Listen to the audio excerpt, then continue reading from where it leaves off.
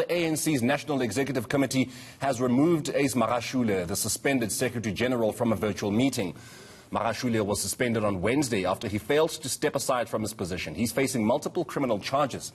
The party's NEC is meeting this weekend to discuss a way forward. Our senior reporter, Aviwe Mtila, is following this one for us, and he joins us from Luthuli House. Good afternoon to you, Aviwe. What exactly do we know regarding the details surrounding Magashule's removal from this meeting?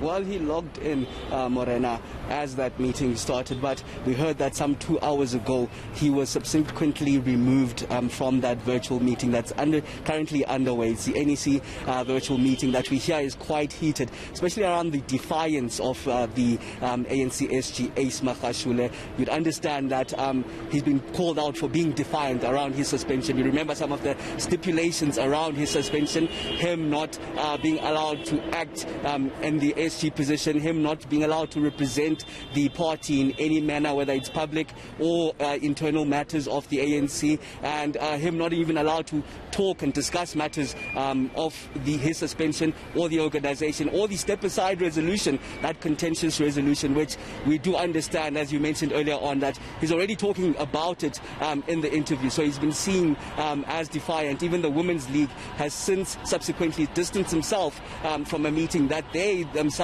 had, a heated meeting from the ANC Women's League yesterday. But you do understand that this is all around the corruption allegations that are plaguing the party, not only from the ANC SG, but one person that knows this quite extensively is journalist and author Luthuli House, who is the author of Gangster State. Let's just take a listen on what he had to say to eNCA a bit earlier on.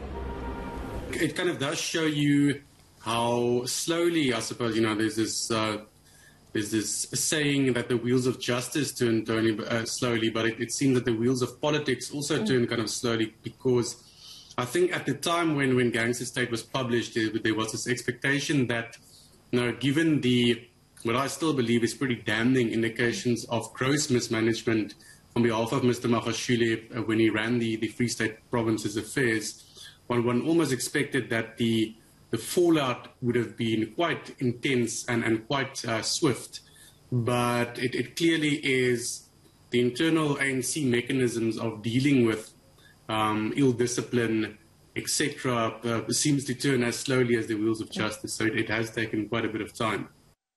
Of course, our viewer, one of the things top of the agenda this weekend is the way forward. So what exactly is the way forward?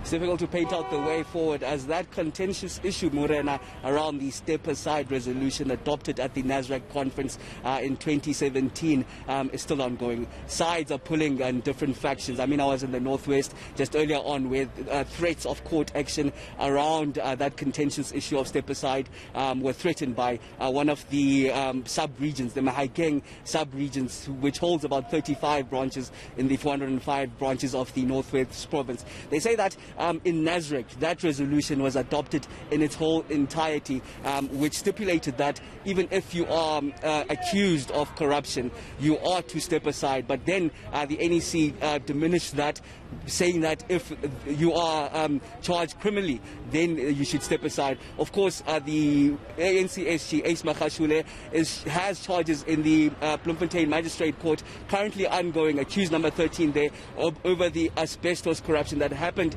in the Free State while he was still the Premier. You understand that some 255 million rands worth of corruption that he's being charged of happening under his watch. Now, that's something that also Luthuli House has been looking at quite extensively. Let's just listen in on him once more. As soon as he loses that vestige of opposition of power, Magashule finds himself in some very tricky terrain. So I think it was always going to be on the cards for him to kind of try as far as possible to land a severe blow against what we, I suppose, call the Cyril Ramaphosa faction.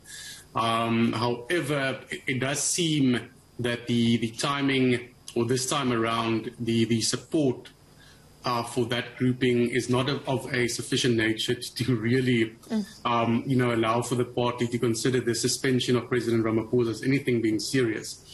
The law enforcement process is far more important for us in terms of what happens there when we uncover this kind of corruption.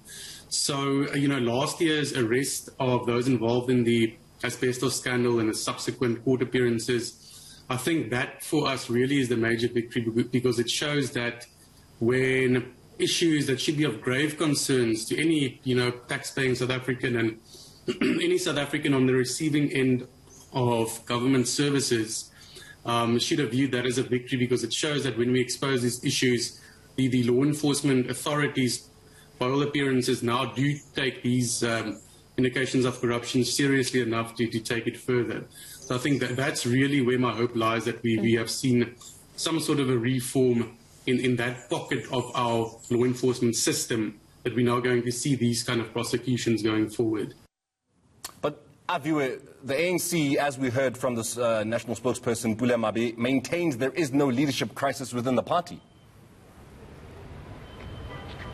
Certainly does, but you'd ask the timing of all these divisions and disunity. The party itself calls for unity time and again. You'd hear it from President Cyril Ramaphosa. You heard it yesterday from the ANC Women's League calling for the party to unite, but there are clear divisions. Party pulling apart in different directions. Factionalism at its rifest in the African National Congress.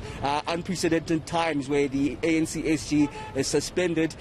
You see the defiance from the ANC SG, Ace Magashule, not following those stipulations of how he's supposed to be suspended, really pulling apart Morena at a time where they're supposed to be uniting, and in fact starting those campaigns heading to the local government elections later on this year, while other parties are already on the campaign trail. The ANC is faced with a dilemma of not uniting and rife factionalism. But as you put it, Pule Mabe is insistent that there is no leadership crisis in the party, in a conversation that we had with him yesterday. Just listening on that. You know that the Secretary General of the ANC elected at the 54th National Conference is Ace Magashule. So there should never be confusion about that. Remember, even stepping aside itself does not impose unelecting leaders. There's never been an intention. The stepping aside doesn't say we are unelecting leaders. We have only said, because when you step aside, you are not stepping down. The resolution coming out of the 54th National Conference, dealing with the credibility and integrity of the African National Congress, presupposes that when members of the African National Congress are facing serious charges, they should then, and indicted in a court of law, they should then be accorded the space to step aside, deal with those matters. The terms of conditions now set up through a team led by our Treasurer General, Comrade Paul Mashatile, suggest that monthly you should report to your secretariat, and that every 6 months there should be a reviewal of sort. So the ANC is quite clear in terms of how it executes and carries forward its decisions. So it's not fair, it's entirely unfair to suggest that the organization we lead is leaderless. I mean, we have brought you here at the Revolutionary House to come and clear all of these issues and share with you our agenda.